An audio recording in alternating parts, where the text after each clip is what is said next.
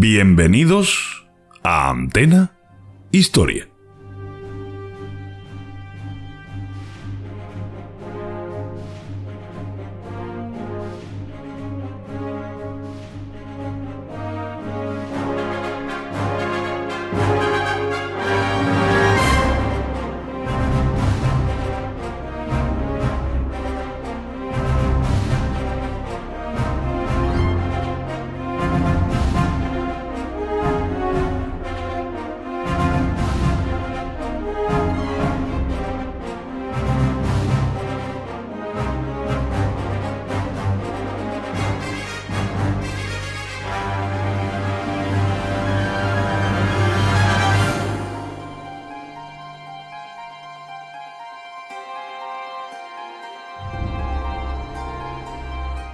Si quieres contactar con nosotros, tienes nuestro correo electrónico info@antenahistoria.com.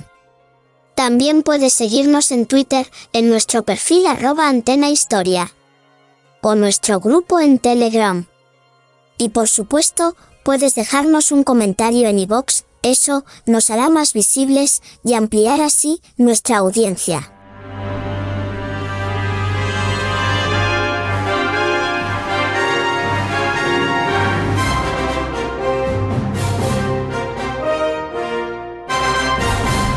Bienvenidos a Antena Historia. La Gran Guerra, la Segunda Guerra Mundial, Corea, Vietnam, la Guerra Fría, pero también Roma, Grecia, Cartago, los pueblos bárbaros. Todo en Antena Historia, tu podcast de historia militar, política y social. Antena Historia, la historia como nunca te la han contado.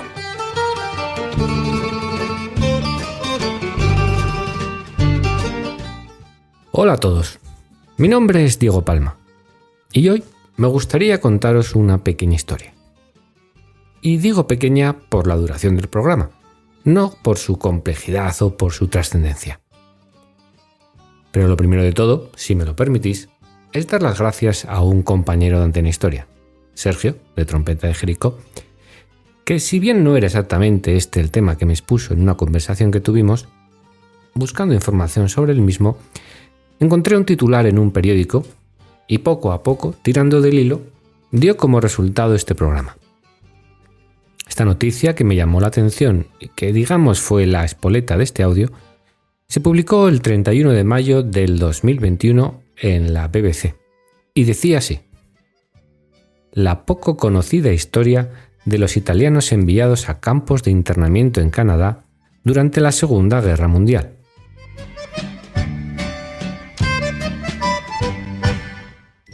Como seguramente sabréis, este tipo de internamiento del que habla el titular no es exclusivo de esta nación y esta nacionalidad, Canadá e italianos, todo lo contrario. Esto que se dio en Canadá, no solo con italianos, sino por ejemplo con japoneses o alemanes, se dio en Estados Unidos, Reino Unido, Australia, Alemania o Italia. En Alemania, por ejemplo, estos campos de internamiento se denominaban Ilag, abreviatura de Integrationslager, o los japoneses internados en Estados Unidos denominados Nisei. Porque la pregunta, o mejor dicho, las preguntas que nos podemos plantear en estas circunstancias, aunque pueden parecer sencillas, tienen multitud de respuestas. ¿Qué sucede con los ciudadanos que viven en un país cuando este país comienza una guerra con su país de origen? ¿O qué se considera como extranjero? ¿El ciudadano que acaba de llegar a ese país?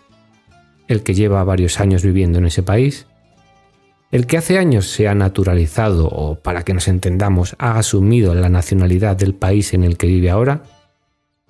¿Sus descendientes de primera, segunda o tercera generación? Preguntas que, aunque no son el objetivo de este programa contestar, evidentemente estarán latentes a lo largo del mismo. Así que síganme a comprender un poco mejor qué sucedió con estos italianos en tierras canadienses durante la Segunda Guerra Mundial.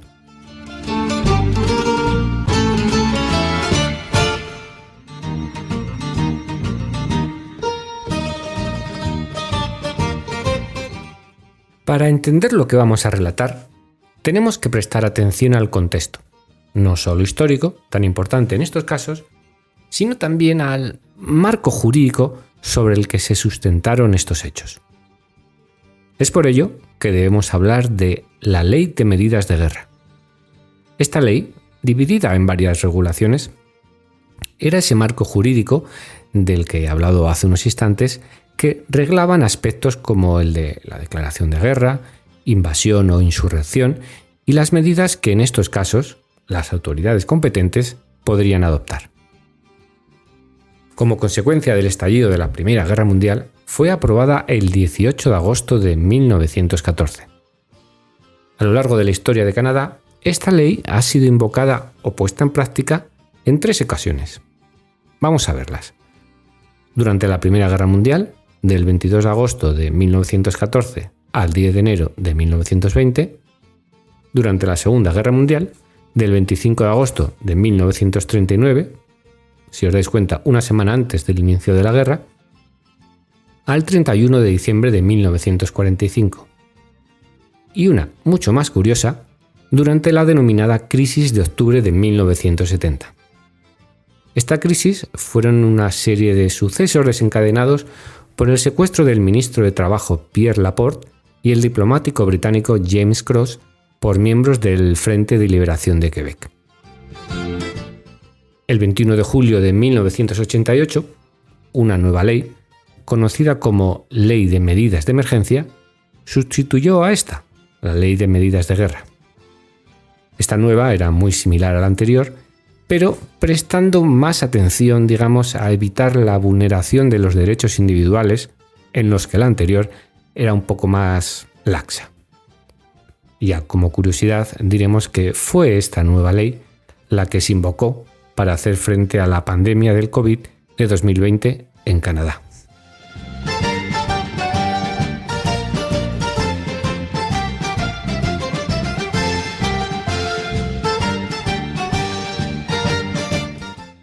Veamos ahora una de estas regulaciones de las que hemos hablado antes, la denominada Regulación de Defensa de Canadá. Su promulgación dio lugar a varios aspectos. Por ejemplo, la supresión del habeas corpus, la supresión del derecho a juicio, la ilegalización de partidos políticos, en especial de ideología comunista, como el Partido Comunista de Canadá, y de ideología fascista, como el Partido de Unidad Nacional de Canadá o la Unión Canadiense de Fascistas. Dio lugar también a la encarcelación de líderes políticos o sindicales, como el fascista Adrien Arcand o los comunistas Jacob Penner, Bruce Magnuson y Tom McEwen, o de contrarios al servicio militar obligatorio, como el alcalde de Montreal, Camille Hood. Dio también lugar a la prohibición o control, incluyendo su internamiento de miembros de ciertos cultos religiosos, como testigos de Jehová, menonitas, uteritas y doujoroms. Por aclarar algunos nombres, los menonitas y los uteritas son unas ramas del movimiento evangélico conocido como anabaptismo. Dicho así, a lo mejor lo estoy enrevesando más, así que para que nos entendamos, son movimientos religiosos similares a los amis, que seguro que este nombre lo habéis oído alguna vez. Los doukhomors fueron los miembros de un movimiento religioso social pacifista que se originó en Rusia entre los siglos XVIII y XIX. Bueno, dio también lugar a restricciones a la libertad de expresión. Cerca de 325 periódicos y revistas fueron censuradas. Y se confiscaron los bienes, como apropiación de las tierras de las naciones Chippewa, de Kettle y Stony Point en Ontario.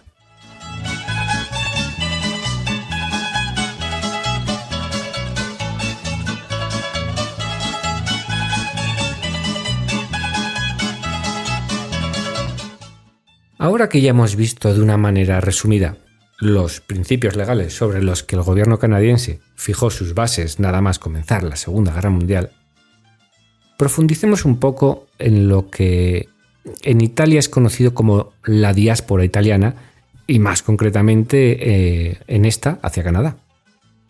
Actualmente en Canadá vive 1,5 millones de personas o bien nacidos en Italia o bien descendientes de italianos, lo que viene a suponer algo más del 4% de la población canadiense, que no es poco.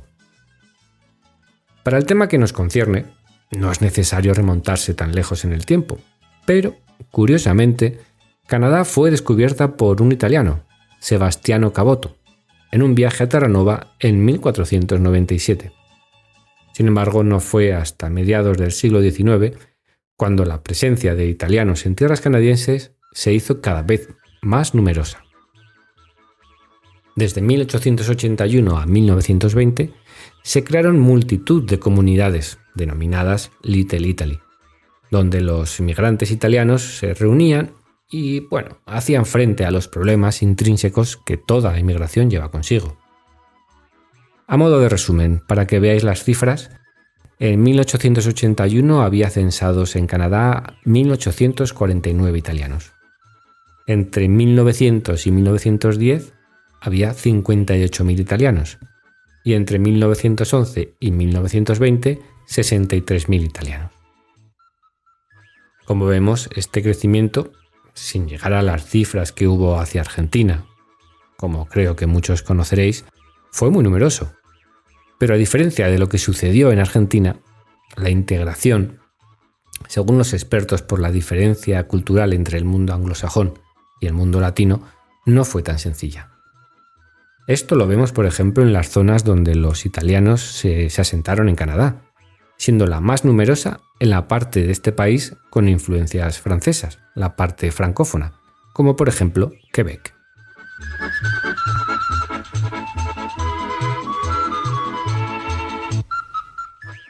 Por último, antes de llegar a esta historia que os quería relatar, tenemos que ver un término importante. Un término que se da no solo en este caso, sino que es general, prácticamente en todos los países que están en guerra a lo largo de los siglos.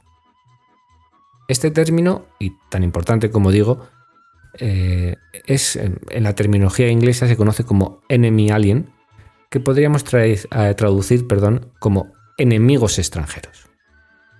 Entonces, ¿qué son los enemigos extranjeros? La respuesta es compleja y varía mucho dependiendo de la legislación, como podéis entender, de cada país. Pero en resumen sería: cualquier nativo, ciudadano, habitante o súbdito de cualquier nación o gobierno extranjero con el que una nación o gobierno nacional esté en conflicto y que pueda ser apresado o expulsado. The Right Honourable W.L. Mackenzie King, Prime Minister of Canada, and the Right Honourable Ernest Lapointe, Minister of Justice, speaking from Ottawa. Le Très Honorable Mackenzie King, Premier ministre du Canada, et le Très Honorable Ernest Lapointe, ministre de la Justice, parlant d'Ottawa, le Premier ministre. The Prime Minister. For months, indeed for years, the shadow of impending conflict in Europe has been ever present. Through these troubled years, no stone has been left unturned, no road unexplored in the patient search for peace. Unhappily for the world, Herr Hitler and the Nazi regime in Germany have persisted in their attempt to extend their control over other peoples and countries and to pursue their aggressive designs in wanton disregard of all treaty obligations and peaceful methods of adjusting international disputes. Acabamos de oír al primer ministro canadiense, Mackenzie King, dirigiéndose a la población e informando de la declaración de guerra a Alemania en 1939. Días antes de esta declaración, el gobierno de Mackenzie había puesto en marcha la Ley de Medidas de Guerra y la maquinaria burocrática y de inteligencia policial canadiense comenzó a generar ingentes cantidades de informes sobre lo que ahora conocemos como enemigos extranjeros. El primer turno de esta selección fueron los ciudadanos alemanes, ya que, como podréis entender, en esos momentos se estaba declarando la guerra a la Alemania del Tercer Reich. Sin embargo, los italo-canadienses se mantuvieron en el punto de mira de las autoridades. Y digo se les mantuvo porque desde 1935, con la invasión de Abisinia y la participación italiana un año después del lado del bando sublevado en la Guerra Civil Española, comenzaron a perder apoyos por parte de la sociedad y los políticos de la época. Ya que debéis saber que antes de estos hechos, algunos políticos, por lo general, dicho todo de paso, de derechas, habían visto al fascismo como un freno ante el avance del comunismo. Pero ahora las cosas estaban cambiando. Si por algún motivo Italia entraba en guerra, cosa que, como podéis entender, no era nada descabellada en esos momentos, podrían correr la misma suerte que sus vecinos de origen alemán. Esta tensa espera se hizo realidad el 10 de junio de 1940, cuando Mussolini salió a un balcón de Roma y ante una masa enfervorecida declaró que acababa de anunciar a los embajadores del Reino Unido y Francia la entrada del país transalpino en la Segunda Guerra Mundial. La reacción de las autoridades no se hizo esperar ni 24 horas. Ese mismo día, agentes de la Real Policía Montada de Canadá llamaron a la puerta de cientos de casas habitadas por italo-canadienses. Se les sacó de ellas y se les condujo a dependencias policiales. El Estatuto de Extranjero Enemigo se asignó de inmediato a todos los italianos no residentes en Canadá de más de 16 años y a los naturalizados canadienses después de septiembre de 1929, aunque, eso sí, posteriormente se amplió a 1922.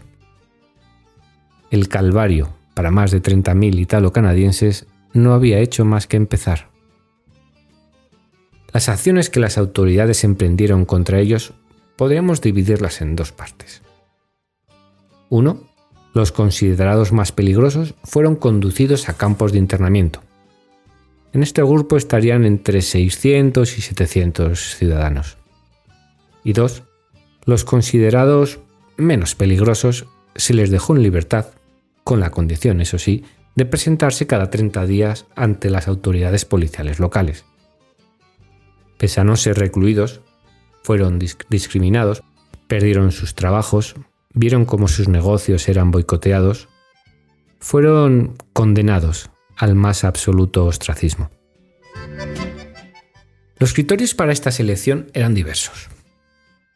Podía ser por la acusación ante las autoridades de realizar actividades fascistas por parte de un vecino, al más puro estilo de la Inquisición. Podía deberse a la vigilancia policial de ciertos miembros relevantes de la sociedad. Podía ser por tener vínculos o negocios con la embajada o consulado italiano, o haber hecho donaciones a la Cruz Roja Italiana. A ver, como os podéis imaginar, todos los edificios, tanto oficiales como privados, que podían tener alguna vinculación con Italia, estaban las 24 horas del día controlados por las autoridades. Fuese como fuese esta, vamos a decir, selección, ninguno de los italianos internados fue acusado oficialmente de ningún delito. O como hace unos años el ministro de Justicia de Canadá, David Lametti, resumió en una frase: ni una sola persona fue condenada y tampoco contaron con el debido proceso. No tenían nada más que el hecho de que su nombre pudo haber aparecido en una lista.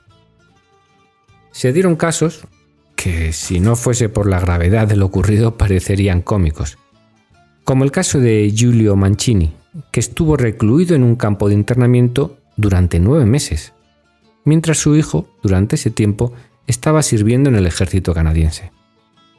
A ver, era evidente que entre los italo-canadienses había fascistas. Ya he comentado que en los años 20 y parte de los 30 el fascismo era visto como el contrapeso al comunismo.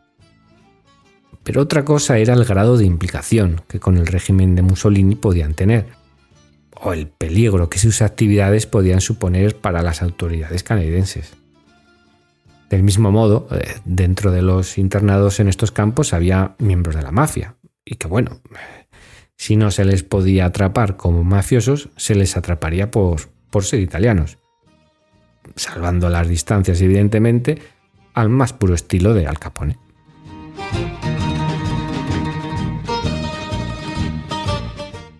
Canadá empleó cerca de 40 campos de internamiento donde encarcelar a ciudadanos como los que estamos hablando o a prisioneros de guerra, trasladados desde los diferentes frentes donde los canadienses o el Reino Unido se encontraba en lucha. Veamos alguno de ellos. El centro que más italo-canadienses albergó fue situado en Petawawa, al noroeste de Ottawa, conocido como Campamento 33. Este campamento era un viejo conocido en este tipo de funciones. Fue construido en 1905 y empleado desde sus orígenes por diferentes unidades del ejército canadiense, como los Royal Canadian Dragons, o por ejemplo fue testigo, el 31 de julio de 1909, del primer vuelo de un avión militar canadiense. A partir de 1914, a las funciones propias de un campo de instrucción militar, como he dicho que era, se le unió otra, la de albergar prisioneros alemanes o austriacos, estos últimos en su mayoría de origen ucraniano. Fueron empleados en la construcción de caminos y en la tala de árboles que ayudaron a la construcción de un campo de maniobras para la artillería canadiense. Pero a partir del 23 de septiembre de 1939 fue designado oficialmente como Campamento 33. En él se internó a entre 600 y 700 civiles, que comprendían los 16 y 70 años de 28 nacionalidades diferentes, aunque la mayoría de ellos eran italianos o alemanes. En él había prisioneros médicos, abogados, cocineros, carpinteros, sacerdotes, albañiles, carteros, obreros de fábricas, un largo etcétera. Los internados en todos los campos tenían sus bienes incautados por el custodio de bienes, una oficina del gobierno canadiense que, digamos, se encargaba de administrar los bienes de los extranjeros enemigos. Al llegar a estos campos se les proporcionaba un uniforme en el que en la parte de atrás de la chaqueta había un gran círculo rojo.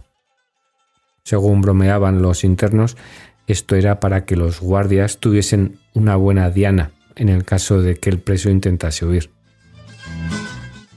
De media, las familias tardaban 3 meses en conocer el paradero de sus seres queridos, que eran detenidos por la policía y conducidos a dependencias policiales. Las visitas de sus allegados estaban terminantemente prohibidas y la correspondencia era censurada. No se les informó de qué tipo de delito habían cometido, aunque todos ellos sabían qué delito habían cometido. No se les informó el tiempo de su reclusión, aunque todos sabían el tiempo que iban a estar recluidos. Otro de estos campamentos que os traigo no cumple los requisitos exactamente de este programa, italo-canadienses en centros de internamiento en Canadá, pero digamos que se le aproxima. Este campamento era el de la isla de Santa Elena. Ojo, importante, no nos equivoquemos con la famosa isla de Santa Elena donde se recluyó a Napoleón. En este caso hablamos de la isla que está en el río San Lorenzo en la ciudad de Montreal. Recibió el nombre de Campamento 43. Ya habéis visto antes era 33, pues este 43. Y alojó a prisioneros de diferentes nacionalidades, entre los que destacaban alemanes e italianos. Pero lo que digamos es curioso de este campamento era que los prisioneros no provenían de Canadá, lo hacían del Reino Unido, ya que de la misma manera que os estoy relatando que las autoridades canadienses hacían con los enemigos extranjeros algunos actos, como los que estamos relatando, los realizaban los británicos. Pero en este caso, en lugar de mantenerlos en Gran Bretaña, los, vamos a decir, exiliaban a Canadá. Como os he dicho al principio del audio, esto que íbamos a ver no era exclusivo de Canadá. Lo estaban haciendo los británicos, lo hicieron los americanos, lo hicieron los alemanes también, lo hicieron los italianos, lo hicieron los japoneses, lo hicieron todos los países que estaban en conflicto. Se dio también la peculiaridad de que muchos de los internados en este campo, en sus vidas en libertad, tenían oficios relacionados con la restauración. Preparando este programa, me he encontrado con alguno de estos extractos de entrevistas que les hicieron a los reclusos. Por ejemplo, uno de ellos, Renato Gonella, posteriormente declaraba que fui internado con algunos de los mejores chefs y cocineros de los mejores establecimientos de Gran Bretaña. Y ojo, no iba desencaminado, ya que entre los reclusos de este campamento había 23 cocineros, 28 camareros, 15 propietarios de cafeterías y restaurantes y un panadero. Pero bueno, más allá de esta licencia humorística que Renato se permitió, esta no ocultaba la cruda realidad. Y era que había sido separado de su familia, trasladado a miles de kilómetros e internado en una fría prisión, por el mero hecho de su lugar de nacimiento. Por último, veamos un caso singular.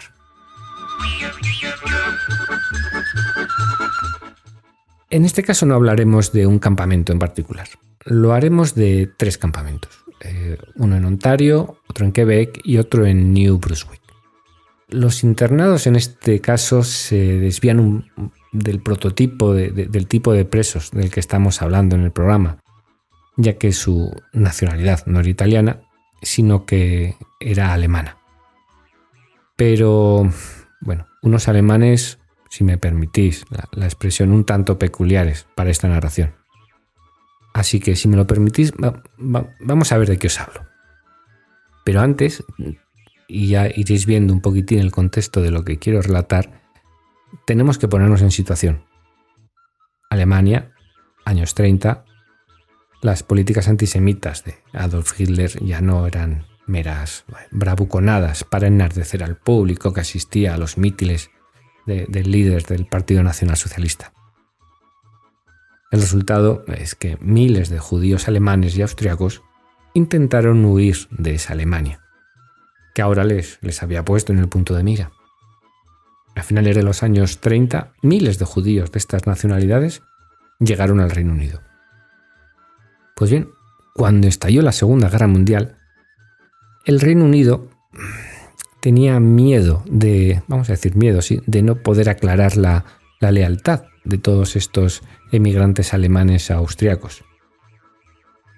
Nos puede parecer raro ahora mismo, ¿no?, cuando estéis escuchando este programa, pero así fue. Y en este caso hizo tabla rasa y los etiquetó como enemigos extranjeros. Churchill presionó a los gobiernos australianos y canadienses para que acogiesen a alguno de estos enemigos extranjeros y, aunque a regañadientes, aceptaron. A mediados de 1940, unos 3.000 de estos refugiados llegaron a Canadá. De ellos, 2.300 eran judíos alemanes y austriacos. Volvamos ahora a esos campamentos que os he comentado antes, en concreto al situado en New Brunswick. A este campamento se le conocía como Campamento de Ripley's o Campamento B-70. La vida de este campamento durante la Segunda Guerra Mundial tuvo 2 fases. Veamos estas fases. En la primera de ellas, 711 judíos, os he comentado alemanes y austriacos, fueron internados en él, aplicándoles, eso sí, el estatuto de prisioneros de guerra. Y ojo, en ocasiones compartían este campamento e incluso otros con auténticos prisioneros de guerra alemanes, en algunos casos incluso nazis. Bueno, lo habéis oído bien. Compartían el mismo campamento, el mismo barracón con nazis. Lo que siguió a esto, o sea, lo que daría lugar a la segunda fase, aquí os soy sincero, no lo tengo muy claro. Leyendo sobre el tema me he encontrado 2 informaciones. Si bien terminan las 2 en el mismo resultado, ¿no? Pero el cómo se llega al final es diferente dependiendo de dónde lo leas. Una dice que Gran Bretaña, pasados unos meses, se dio cuenta de que estos prisioneros, los judíos de los que hablo, podrían ser útiles para el esfuerzo de guerra, y con el consentimiento de Canadá se les liberó y se les permitió o volver al Reino Unido o quedarse en Canadá como mano de obra. Otra teoría dice que varias asociaciones canadienses, entre ellas el Congreso Judío Canadiense y el Comité Nacional Canadiense de Refugiados y Víctimas de Persecución, presionó a los diferentes gobiernos para que sacase de este tipo de campamentos a los judíos. Bueno, cada uno que opine lo que crea que fue más convincente en una de estas dos teorías que os he dicho. Porque fuese como fuese, finalmente consiguieron salir de estos campos. En la segunda fase, en estos campos se destinaron única y exclusivamente a prisioneros de guerra. Y en concreto, el que os estoy hablando, el de Riples, se destinó a albergar marinos mercantes alemanes e italianos, capturados, y también canadienses, digamos, díscolos, con las políticas de su gobierno. Como por ejemplo, un viejo conocido de este programa, porque ya lo he nombrado antes, el alcalde de Montreal, Camille Houde.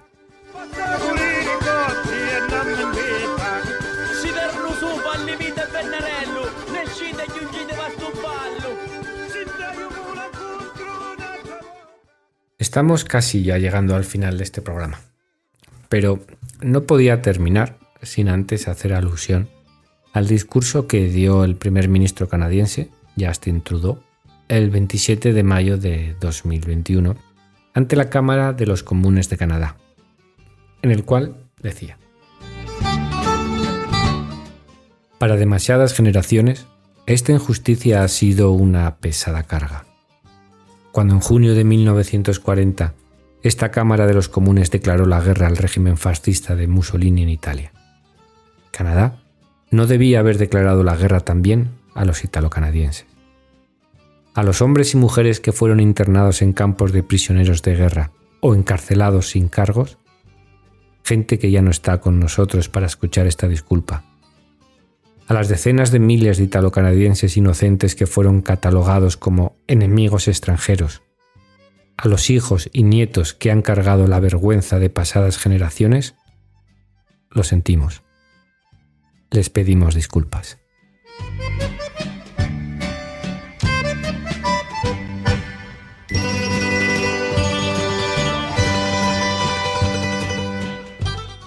Bueno, ya hemos llegado al final de este programa y, como a lo mejor os habéis dado cuenta, seguramente este programa lo escribo y luego lo leo. Intento que no se note mucho, pero evidentemente no soy ningún profesional de esto y seguro que os habéis dado cuenta, evidentemente. Ahora sí que me gustaría, os prometo, no hay hojas delante, ni tengo el ordenador delante con un texto ni nada. Totalmente libre, verso libre. ¿Por qué he hecho este programa? No quería señalar en ningún momento que los canadienses hiciesen esto o el Reino Unido hiciese lo otro. Qué pobrecitos estos, qué malos los otros. Para nada. Creo que se me entiende con lo que quiero explicar en este programa. Todo esto que sucedía en la Segunda Guerra Mundial, en la Primera y antes, y lo podemos ver ahora en las guerras que tenemos ahora, al final es lo mismo. ¿Qué sucede con esas personas que salen de su país a vivir otras vidas, a vivir otras suertes, a buscar el futuro? ¿Qué sucede cuando el país donde en ese momento están viviendo declara la guerra al país de origen, o al revés, o el país de origen declara la guerra donde están viviendo?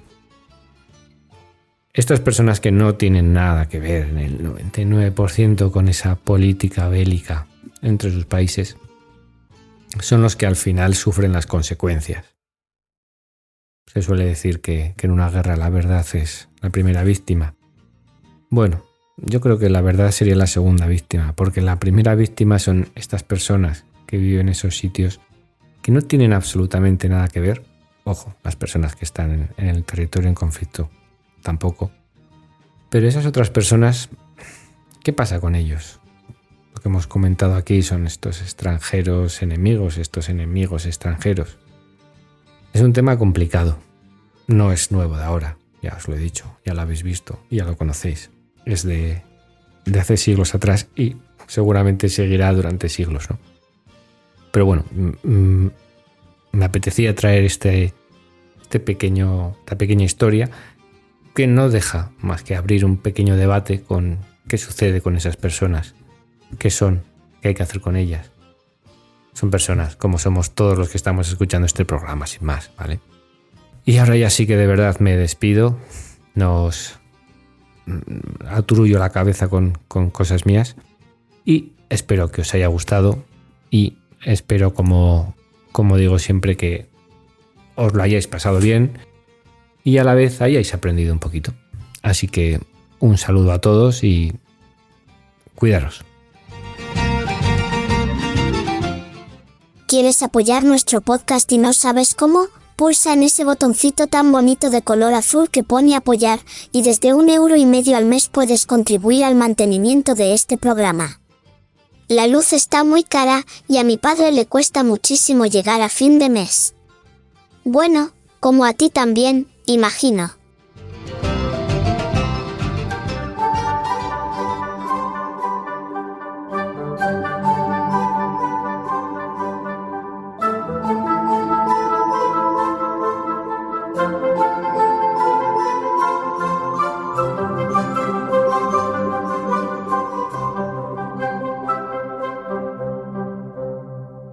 Antena Historia.